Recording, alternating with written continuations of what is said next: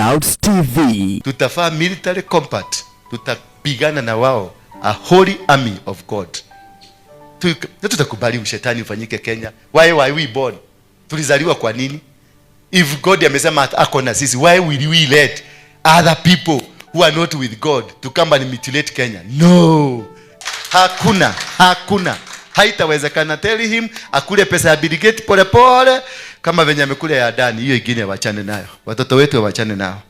Mimi bado natafuta mtoto. Alafu nikaekea mtoto wangu kwa chip. So how to inherit your destiny? We're going to look at the book of Genesis chapter number 39 from verse number 12. One thing for you to know, that you are in the process of inheriting your destiny. There is the presence of God with you. The presence of God. In anything you're planning to do, ukienda kufanya, utakuta Mungu anakusaidia. Wakora wakikuja kukuvamia, utakuta kuna Mungu there is a presence of God. Bwana Yesu asifiwe sana. That is how to know that you are in the line of your destiny. You are inheriting. How to know that you are inheriting your destiny. The presence of God is with you. You will find that whatever you do, nitakuja nikudanganya na tupesa twangu, nikupeleke kwa chochoro, tukifika kwa chochoro, utasikia simu yangu imeanguka kwa mtaro, ama mimi mwenyewe nimeligenyoka, nimeanza kuenda tutaenda hospitali. Ile masaa tulikuwa tumefanya unaona imepita, because there is a presence of God. Malaika wa Mungu lazima atakuja atakurescue.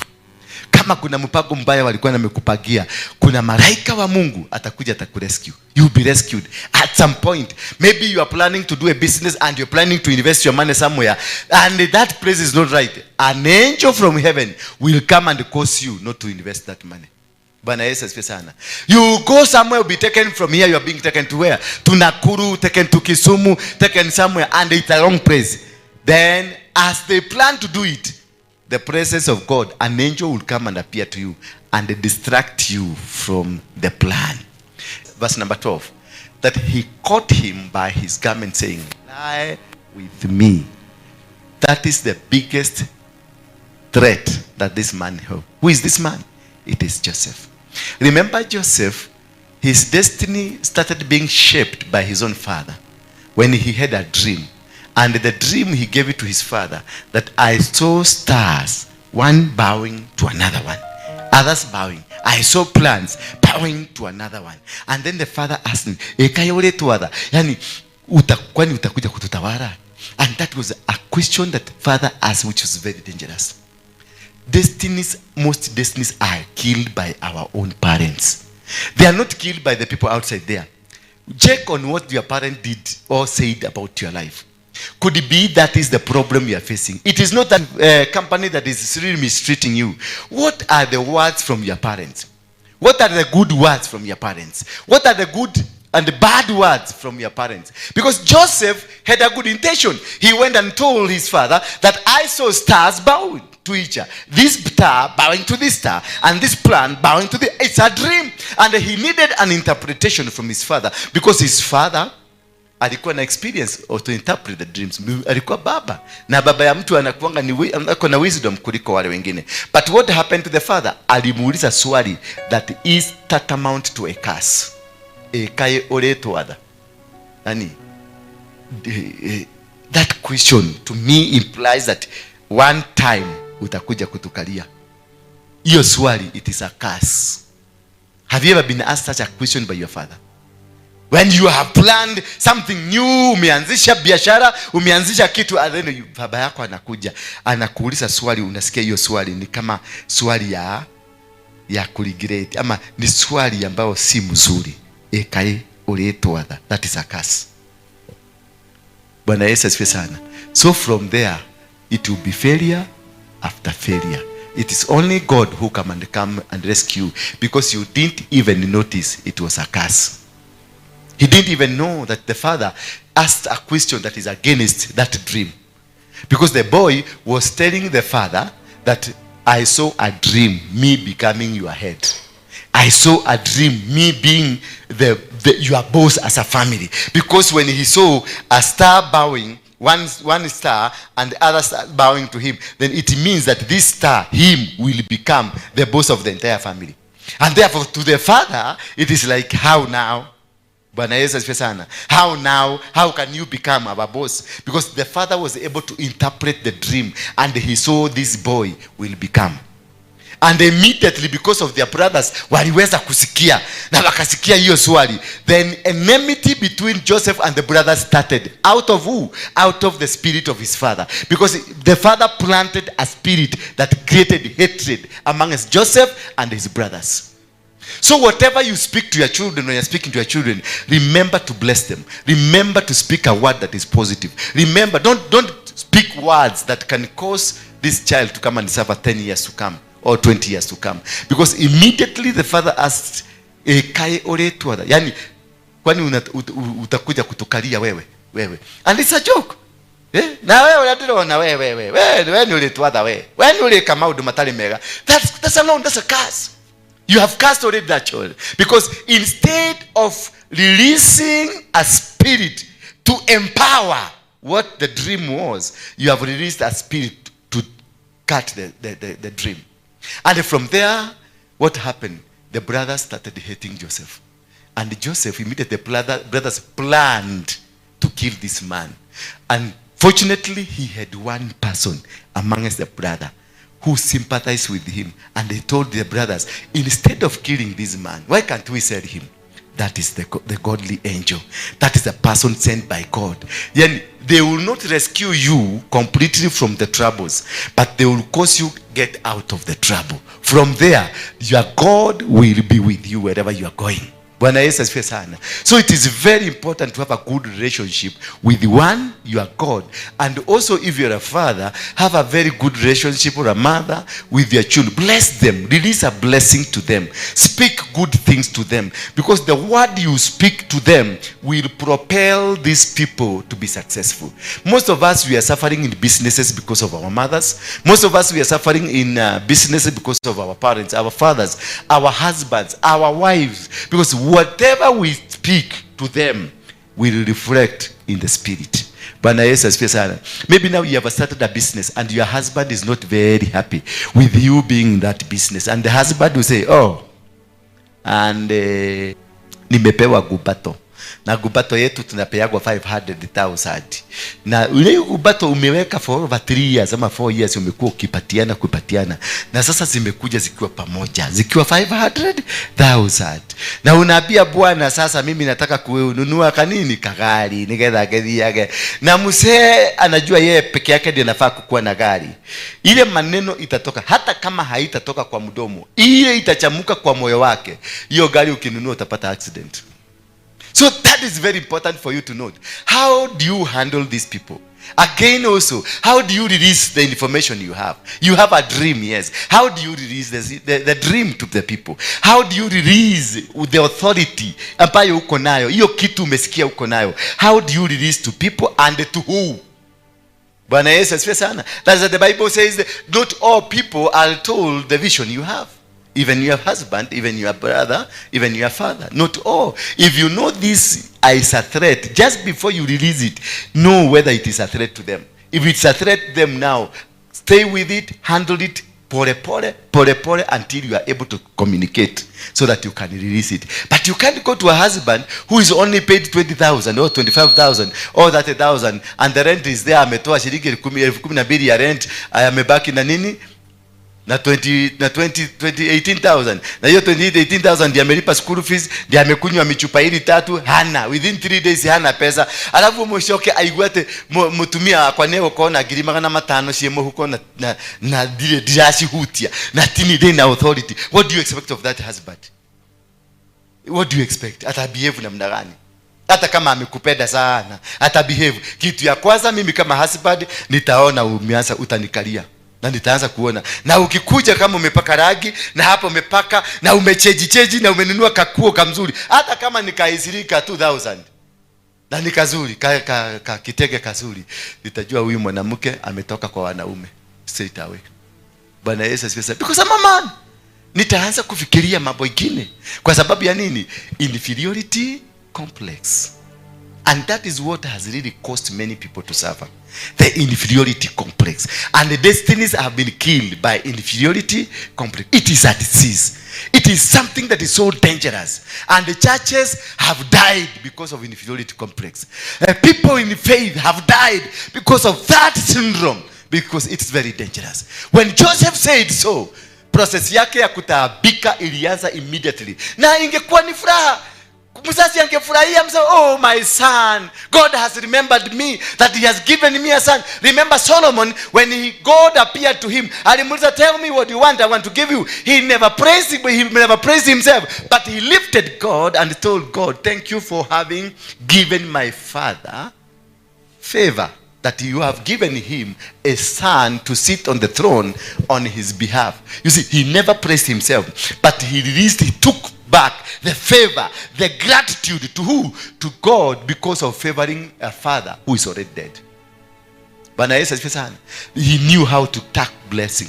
The blessings. Remember Jacob, he called all the children. Na akawaambia namna gani? Kujeni niwaambie siku za hapo baadaye mtaishi namna gani. He was writing. Huyo mzee ukimwangalia, he was writing. Every mistake ulikuwa nafanya, he was writing. And that's why I normally tell you, don't continuously make a lot of mistake. Kama mahali kama hapa, where you have a spiritual background, kama church, any place that we have spiritual backgrounds, like your parents, like your churches, like many places that you find that there is a lot of godliness in there. That places are dangerous for you. Because every time you make a mistake, it is recorded somewhere.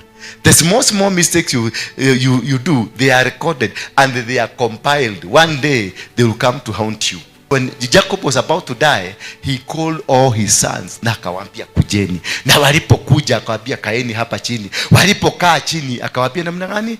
Wewe Ruben, wewe ndio my first fruit. Wewe ndio nguvu yangu. Wewe ndio maneno makubwa. Si wewe ndio ulibego yangu ya kwanza, lakini ulipata kitanda yangu. Now utaishi kwa kasi. Umeona hiyo Museveni amefanya? Amemsifu. Ameachilia neno moja tu, utaishi kwa kasi. Akaita mwingine naye akamwambia. Akaita mwingine. Kumbe huyu mzee alikuwa na record, because he never released curses on something that was an assumption. I released a curse because based on the deeds.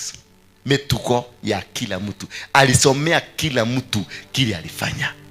So whatever you do here in the church, it is recorded. Whatever you do at home, it is recorded. Maybe that is where you are facing the challenges. Maybe wewe unafikiria ni kuroga ulirogwa na hakuna mtu amekuroga. Ni hiyo tu kitu mzee ameshikilia hapa. Na hiyo kitu itakuuma. It will disturb you until you die. That now Joseph alipouzwa, it is because of his younger brother who said, let us not kill this man. Let's sell him.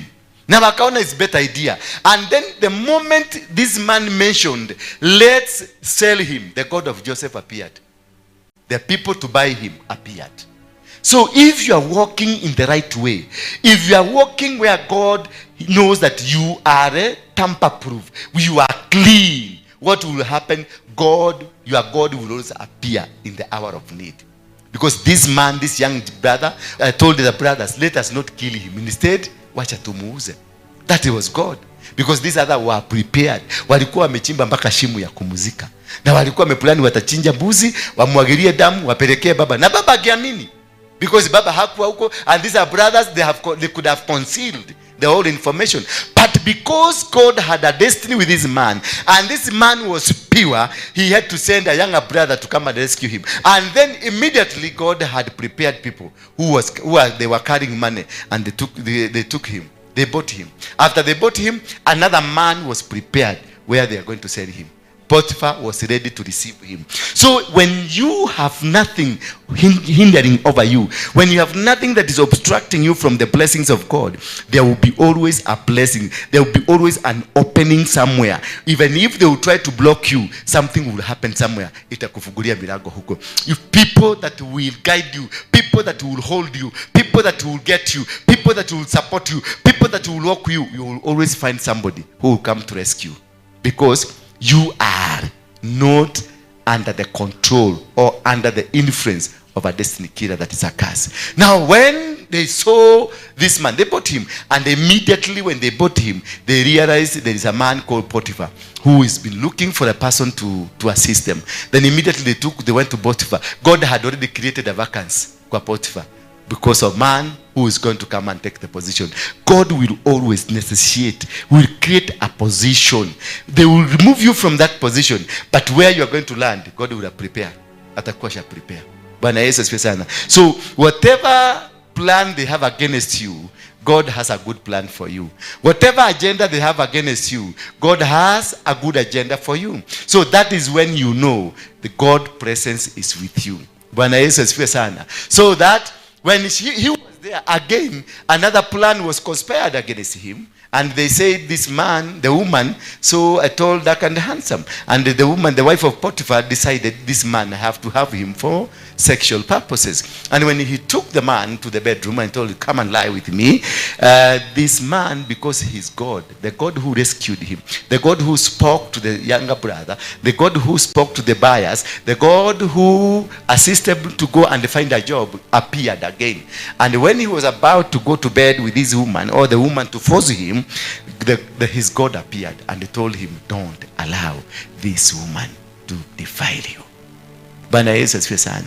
And when he resisted and said no, the woman cooked another story and said this man wanted to rape me, and that the man was arrested and taken to here, prison. In prison, when you are a foreigner, you are returned back to where you came from. You are deported. You are not taken to prison. You are straight away deported. But because God had a plan, the presence of God was with Joseph. What happened? That he was accepted in prison. Potiphar decided, instead of deporting this man, let me take him to prison. And when he went to prison, and when you're a foreigner, you really suffer. For those who have gone to prison, you know the suffering, because there was no food there, enough food for you, there's no soap for you, there's nothing for you, there's no good life for you. But when you have a friend inside there, or people, or you have money, you live a good life in prison, because you can bribe your way. Now, as he was arrested and taken to prison, God sent an angel of dreams into prison. Bwana Yesu asifiwe sana. Because this man was walking in the presence of God. God sent an angel of dreams. By the time he gets into the prison, already people had started dreaming. Again, he sent an angel to him of an interpretation, an angel that will help you to interpret dreams. So at the moment he got into the prison, they already were dreams. People were dreaming, and already the angel that helps you to interpret the dream had already gotten into Joseph. So as he got in, he started interpreting dreams, that which made his life to be soft in prison, because for every dream he interpreted, he was paid. Bwana Yesu asifiwe sana. He was given some food. He was given some privileges. And even the prison warders and the senior prisoner people, they came for him because he was interpreting dreams. And therefore, this man got a favor which was not with others. Why? Because God was with him. The presence of God was with him. So wherever Joseph went, the presence of God was with him. So that is point number one, for you to be able to know you are walking in your destiny. You are inheriting your destiny. You are in the process of the destiny. When you find difficulties of life, everything you try, there is a blockage. Where you go, there is a blockage. Ukifanya hivi hakuna mzuizi. Ukifanya hivi milango imefungwa, madirisha imefungwa. There is something wrong. Your destiny has already been curtailed.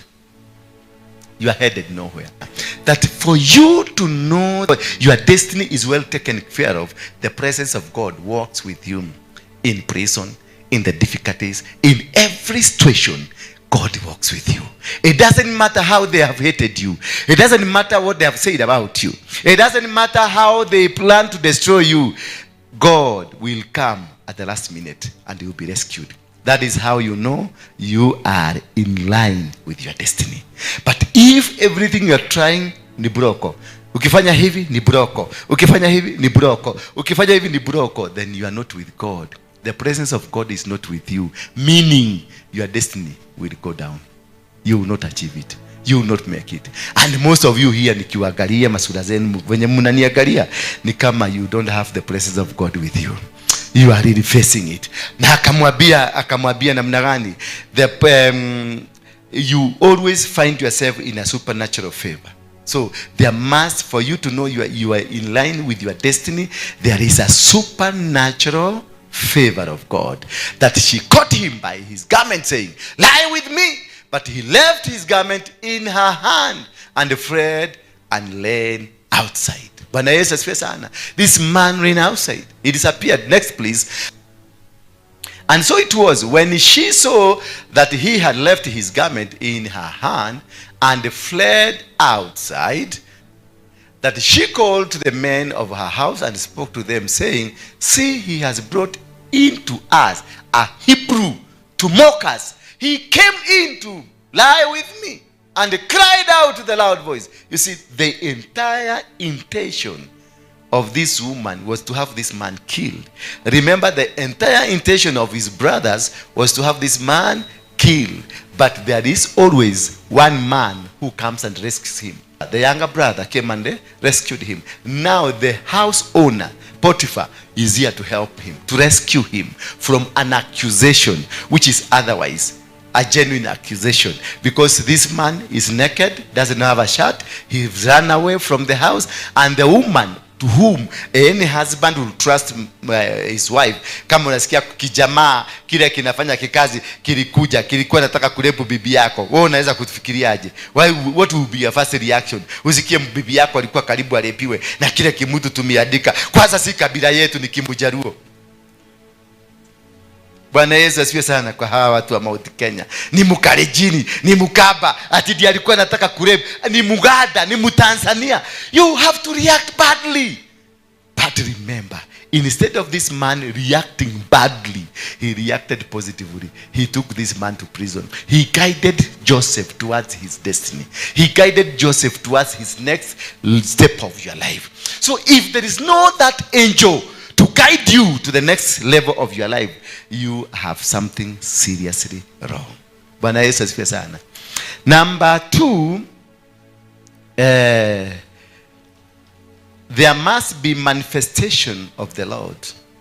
For you to know your destiny is being moved into the rightful direction, there must be manifestation.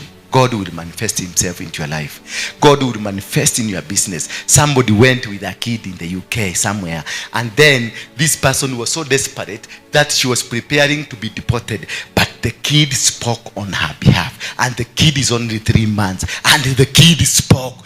When they had lost hope, everything, there was no hope, everything. And that time, that is when the British were pushing people out of Britain, and the kid, 3 months, spoke to the people who were supposed to deport this woman. So what happened? Because of the kid, the immigration officer said, I am going to give you letter to stay here because of this, not because of you. So this person will not be in UK because of him or her. It is because of the kid, the favor of the kid. So God manifested in the kid. And because God manifested in that kid, it is that kid that will protect anybody that will be that praise. Because God will be manifesting through the kid, not through the mother of the kid. So in every life that you are, God will manifest himself to you to indicate to you that you are in the right place, doing the right thing, and in that business you are doing, you are in the right thing, doing the right thing at the right time. So God manifests himself to you to reveal to you that whatever you are doing is right, and he will be working with you. Therefore, in the book of Exodus, chapter number 33, verse number 13. Now therefore I pray, if I have found grace in your sight, show me now your way, that I may know you, and that I may find grace in your sight, and consider that this nation is your people. You see, if I have found grace, show me thy way. Nionyeshe kweli. Manifest yourself to me. If indeed you have said, I am going to make it. When Moses was about to start the journey, he told God, I am not going without you. Show me that I am with you. When Gideon was about to get to venture into the powerful mission of destroying the altars of his father, he told God, now show me. If it is you, this I'm laying a skin here and let it be wet. And it happens. So God will manifest to you. If you are in the right destiny direction, God will manifest to you. But if you see that in whatever you're doing, God is not manifesting himself, the power of God is not being witnessed in whatever you are doing, in that business, in that relationship, in whatever you are endeavoring to do, then you know you are not in the right direction. Seek God before you make a move. Tell God, like Moses, he told, now therefore I pray, if I have found grace in your sight. Yes, God has spoken. Go now, I'm going to make you the president. But before you go rushing, because most of you ukiambia udomeleli kidogo ati wewe naona Mungu amesema utakuja kukua mayor wa Nairobi ama governor wa Nairobi, unaanza kuzunguka ukisema God has said. No, you don't. So do that. You go back again to God. If I have found favor, if I have found grace in your sight, then show me. Again, you repeat and repeat. Even you can go 7 times, nagging this God to make sure that indeed there is grace. And in the desert, that is where when you go there and you become thirsty, that is when he will create a reason for you to see the well. Because he will tell you, turn backward and you see a well just behind you. And immediately uliko kayo kamawe ulikuja na ukaruka na ukaenda hipi. Haukuona maji. Lakini katika hiyo ya kufika kwenye desert, God speaks. That is when God now reveals himself. Now he will create a way where there is no way. He will not create a way while in your bedroom. He will create a way when you start the journey and at the middle of somewhere, middle of the desert, there is no way. Then you will tell God there is no way. Then he will tell you, turn your left. And when you turn your left, there will be a way. Remember, before you turned your left, there was no way. Before you started the journey from home, there was no way. But when you are there in the middle of in the middle of nowhere, then God appears to you and gives and shows a way. That I may know you. Why does God show us his way? So that you can know God's mood as per to the moment. We are being shown. God will show you the way so that you may understand him based on that journey you have started. God is different on every different journey you start. The God of today is not the God of tomorrow. The God of Muranga is not the God of Nyeri. It's not the God of Kiabu. It is not the God of Mombasa. The God of Kenya is not the God of America. God of America, when you go to America, he will behave like America. He will drive you and take you around like America. Lakini nao sasa ukitoka na Mungu wa Mugikuyu hapa ati kwa sababu wewe ni wa Muranga, wewe di America, waweze kupanda kwa shena doma, utakamatwa na serikali ya America.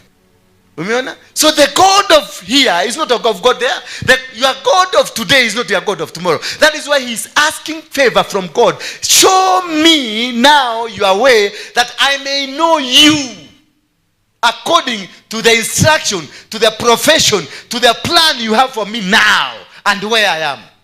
Because where you are is not where you were yesterday. Where you are is not what you are doing yesterday. Whatever you are doing today is not what you did yesterday. The God of yesterday gave an instruction based on yesterday. But the God of today will give you an instruction based on a direction of life you have taken today. And that is how to understand, to seek from God, to give you direction every hour, give you direction. And that's why I told you, tuombe this week, tunaomba every hour, because every hour God is speaking to you. For those ambao wamekuwa faithful kwa hii maombi, utarealize for every hour umeomba, umepata kitu mpya. Bako unashaka unashindwa, hizi vitu zimekuwa because there is a way you speak to God. Show me now your way that I may know you and that I may find grace in your sight.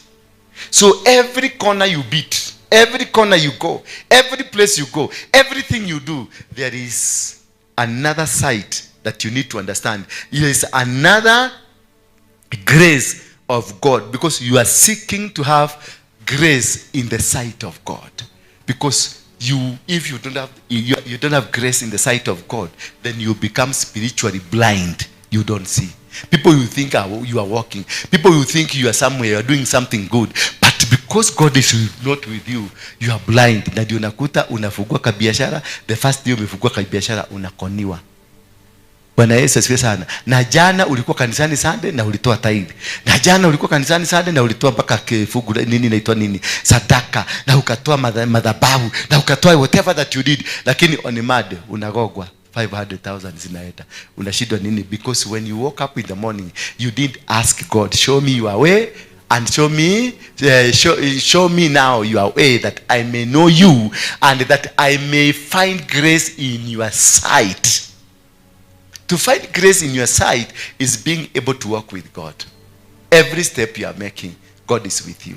When you try to make a mistake, God will turn you away from the mistake. When you try to move up and down where you lose the direction, God will create you, will take you back to the direction. And you will discover yourself being properly guided by God. In every move you do, you are properly guided by God. Why? Because you have sought Him to come and redirect your paths. Move with you in a direction that is supposed to be of you. And that is in those, when you miss the sight of God, that is how we miss your destinies. Because you will think this is a woman that was sent to come be a destiny helper, and by myself I ran to this woman because of the facial look at. Then I would avoid the man or the woman who was meant to come and guide me, and instead I go to somebody who is not meant to help me. And in that process I miss my destiny. I miss the way to my destiny. I miss the direction to my destiny. I miss the grace of the destiny. Therefore, what will happen to me? I will be blind in wherever I'll be going. That's why you see, you start a business today, tomorrow you are conned. Or you want to buy a piece of land, then you meet a con man who will come and con you the money, and you'll be left without money. And then you go again to look for the money, you look for the money, and because you never sought for the grace of God to give you the sight of where you're supposed to be, it happened to you, then you lose again the money. There are people here have been losing money. Then you bring money, 10,000, 20,000, 100,000, 1 million, but you make mistakes, and this mistake causes you a lot. It is very important for you to seek the sight of God and consider that this nation is your people. That why are we seeking that I may your way, that I may know you and that I may find grace in your sight. That's one. So that you may be able to know indeed where you are. It is the decision of God. That is say, and consider that this nation is your people. That where I am within where you wanted me to be. Where these people will become your people if it is God who had sanctioned you to be where you are. But if you are in the wrong people, or you have not been sanctioned by God, those are not the people of God, according to the destiny that you have.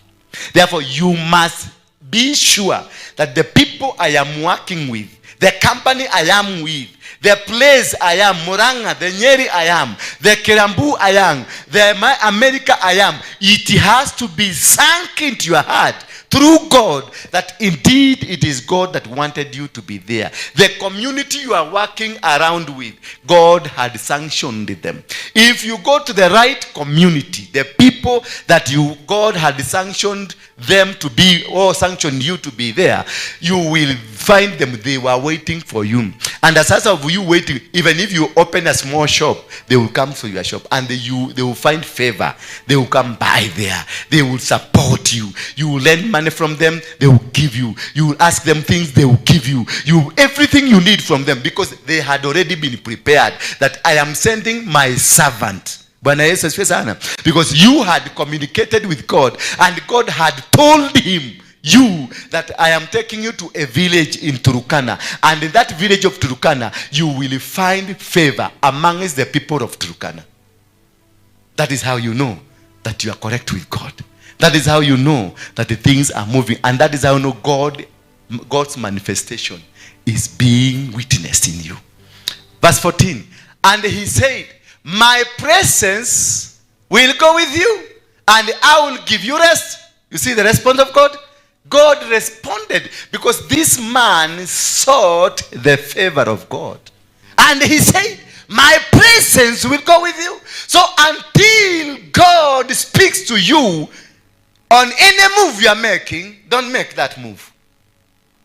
And if God does not speak to you, don't make a move. Wait to understand what time, what is the season, what's the time. God is a time. God is a God of time and seasons. You cannot do anything outside the season of God. You cannot do anything outside the time of God. You must be in the time of God. No matter who prophesied to you, no matter what he was said to you. I tried myself to be what I wanted to be, but it didn't work. I tried until late last year. That is when we were able to start the church. But I had the capacity to do a mega church, because I would have applied the experience I had from the other world, and it could have been working. I will be giving food here. Uga kila mtu watu wangekuwa wamejaa hapa because of the experience. But God told me, but I sought God and asked God, can you reveal yourself to me that indeed ndiwe umenituma kwa hii kazi? When he came, he told me, my presence will go with you and I will give you rest. Then from there I surrendered and I told him, thy will be done. Let your will be done unto my life. So that way I never push for anything. I let his will. As long as I am in perfectly place where he wants me to be, others I don't push. If he tells me to stand up, I will stand up. If he tells me to sit down, I will sit down. If he tells me to walk, I will walk. I will not push. If he tells me don't see this woman, I will not see you even if you do what. Hata ukikuja na milioni moja nation hii, I will tell go keep. God will send it to you back. If the money belongs here, you bring it back. But I will never preach here that you give me money. I will never. Because I know he knows I need money. I am in his will. I'm in his plan. I'm in his condition. Then if I surrender to him, he knows how to place everything in order. And that's why the Bible says, do not be anxious of anything. Do not be anxious. If you are in the plan of God, if you sought God in every move of your life, if you sought God when you woke up in the morning, to ask God to guide your paths, to prepare you to where you want, to let you meet the people he wants you to meet, to let you be where he wants you to be, to let you go where he wants you to go, then if you allow him to condition to take you where he wants you to be, then he will provide you with all resources you need. Then he will give you rest. 2 Chronicles chapter number 15 from verse 12, the Bible says, and they entered into a covenant to seek the Lord God of their father. You see now, when you walk in the presence of God, always you will find yourself entering into a covenant with the same God. And without a covenant, you will fail. When the children of God failed to get into the covenant of God, what happened? Moses, they were given a journey. They were told, now you're going to move out of where you are, and you are going where? You are going to Canaan. And in the process of planning to go to Canaan, what happened to them? They said, because the journey is only 8 days, let us suspend circumcision, so that once we go to Canaan, we resume to circumcise. But what is circumcision according to Abrahamic promise? It was a covenant between man and God with the soil. Did you know that? Because I know you know it's man and God. But it was man, God, and what? So they had a covenant. When your blood spills towards the soil, you attach yourself with God and the blood, so that the soil will be part of your life. Wherever you go, you will succeed because you did a covenant with the soil. And when you go now, you for example, you will be going to UK. And when you will be going to UK, because there is a covenant of the soil between you and the God, when you go to UK, the land of UK will accept you. And then this one will make you move into successes. And that's why it says there are people that have gone to nations and they have succeeded. And there are people that have gone to nations and have failed. The country there has failed them completely. They have tried. There are people who are still very poor and they are in America. Some of them are homeless right now There are covenants that you have to make before you depart from Kenya going to America, before you depart from Kenya going to UK, before you depart from Kenya going to Saudi Arabia. Make a covenant first with the soil of the land where you've come from, because your land will speak blessing to the nation you are going. The soil of Kenya will speak blessing to the nation you are going. If you are doing an international business, like now you are doing a business, you are transacting from Kenya to another country, first of all, make a covenant with the soil of our country, so that this soil will guide you, will make you move to the next life. Then they entered into the covenant to seek the Lord God of their fathers with all their heart and with all their souls. You get me? It is with your heart and your soul.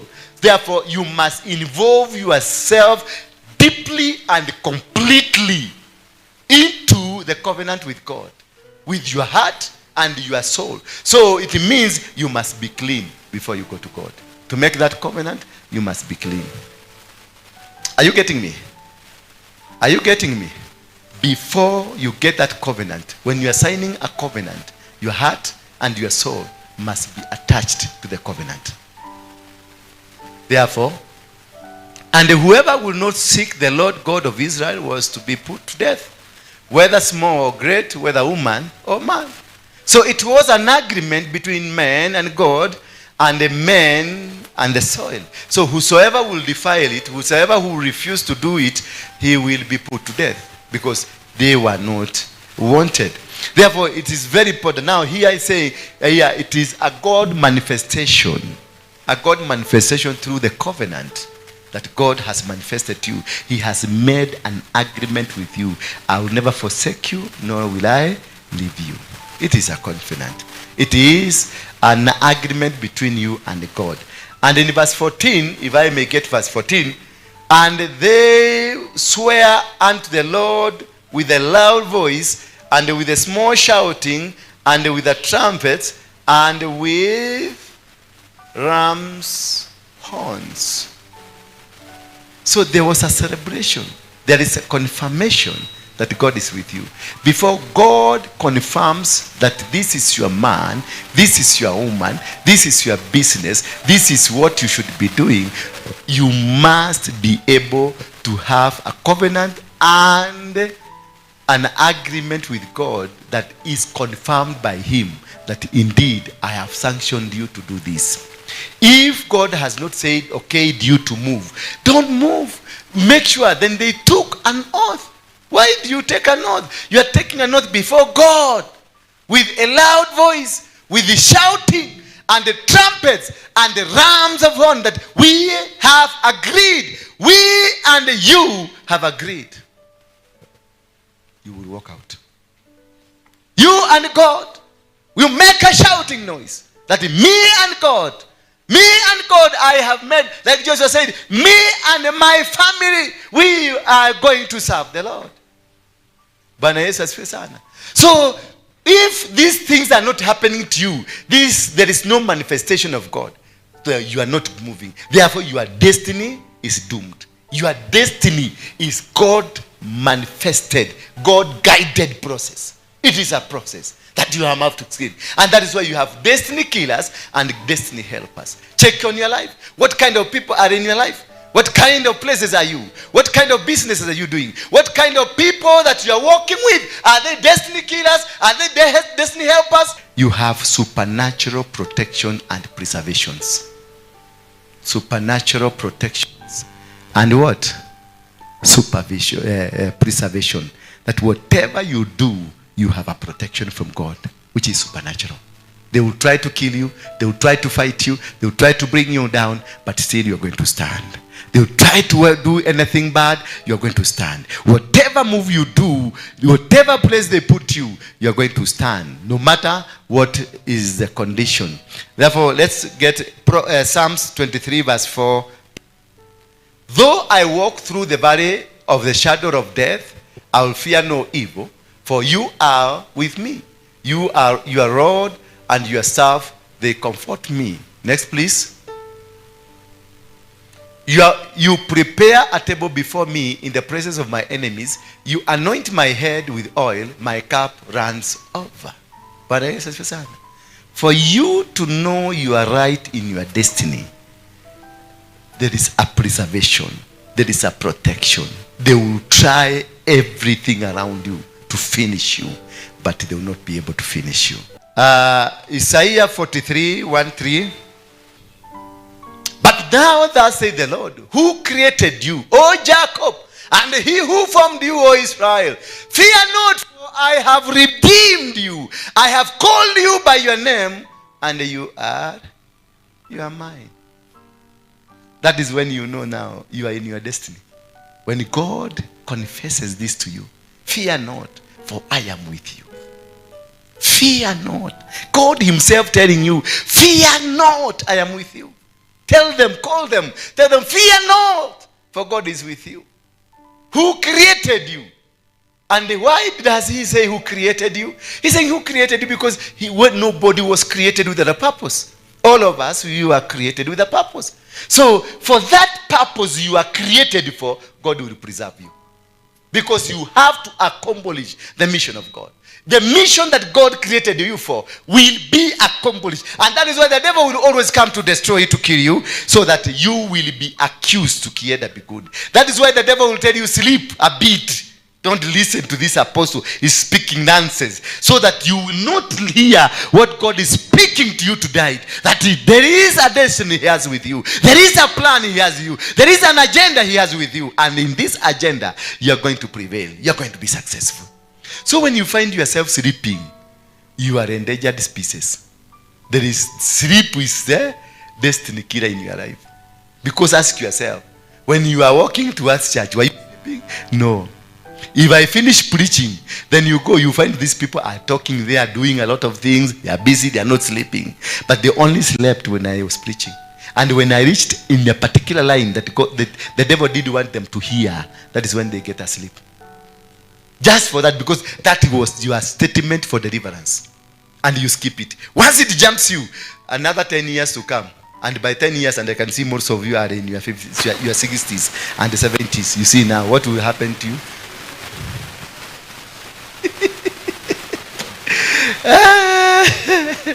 Verse 2.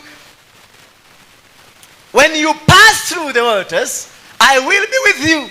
In fact, when you pass through the waters, I will be with you. Even if you go to the ocean, but don't try this at home. When you go into the ocean and pass through it, nothing will touch you. God will have created a way for you. I will be with you, and through the rivers they shall not overflow you. And when you walk through the fire, you shall not be burned, nor shall the flames scorch you. You pass through the fire of hell, and not even a scorch in your body. Not even anything. Not even an element that your hair got burned. No, you'll go through the fire and nothing will touch you.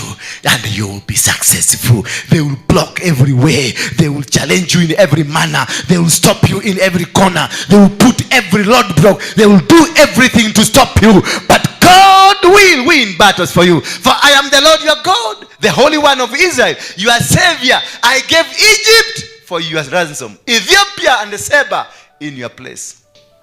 We are the people that God created, and that is why he has chose Kenya to be the revival point, to bring back people or humankind to God. And that's why Freemasons, they are over in Kenya. Waislamu, they are all over in Kenya. They want to stop the revival. Because if they know, if they stop Kenya, the revival will not come.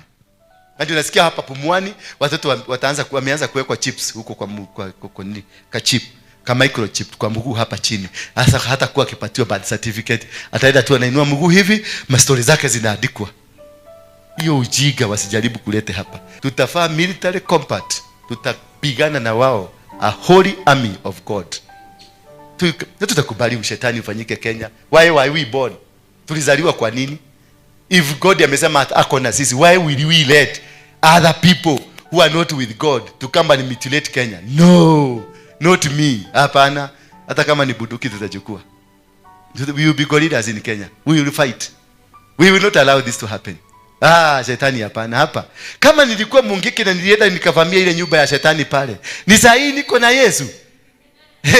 Tutawalima mpaka wakae sawa sawa. Tell them, nawaambia huyo president wenu, tell him, hapa no chip. Hakuna mtoto atawekwa chips. Hakuna. Haitawezekana. Tell him akule pesa ya Bill Gates pole pole kama venye amekula ya Adani. Hiyo ingine wachane nayo. Watoto wetu wachane nao. Mimi bado natafuta mtoto. Alafu nikaekea mtoto wako kwa chip.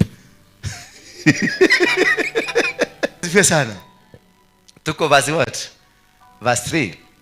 For I am the Lord your God and the Holy One of Israel, your Savior. I gave Egypt your ransom, Ethiopia and Seba in your place. Daniel 3:23. And these three men, Shadrach, Meshach, and Abednego, fell down bound in the midst of the burning fiery furnace. Verse 24. Then King Nebuchadnezzar was astonished, and he rose in haste and spoke, saying to his counselors, Did we not cast three men bound in the midst of the fire? And they answered, said straight to the king, Yes, true, O king. 25. Look, he answered, I see four men loose, walking in the midst of the fire, and they are no hurt, and the form of the fourth is like the Son of God. You see now, God will manifest himself to you. They left you dead, but they will see you walking. They left you bound, but they will see you moving around. Because God is with you. The manifestation of God is powerfully in you. Whatever situation you are in now, it is a temporary situation. It is not a permanent situation. It is a situation to God to be seen in you. They left and they are very sure you are finished. They are very sure you are not going to make it. Meshach and Abednego, they were thrown into the fire and they were all bound. But when the king came, he saw they were freely walking, and amongst themselves there is another fourth man. And this fourth man, the eye of the enemy will see the God in you, because the eye of this king came and said, I see it is like the Son of God. They left you a poor man, but at some point they will come and see the greatness of God in you.